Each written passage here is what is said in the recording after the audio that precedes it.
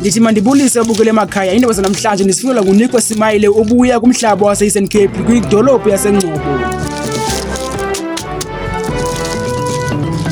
Namhlanje ndisakuthetha ngosisi, igama lakhe nguSibatywa, ifani yakhe nguSendele Ndoda. Lo sisi ke na uhlala kwindawo yaseLimpopo, kodwa ke yena ke wakhulela kwindawo yaseMozambique.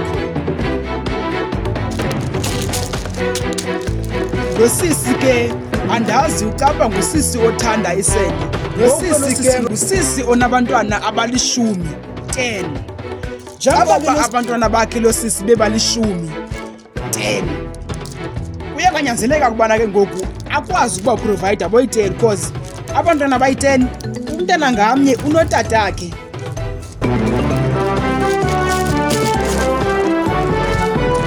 Siselapho nje babukele emakhaya.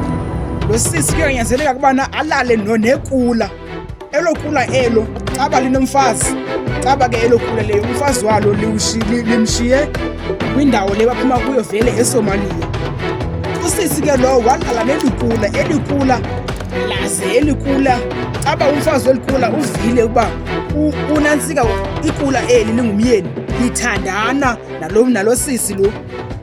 Lathakatha ke elo kula lomfazi, lo sisi wazunywa leli kula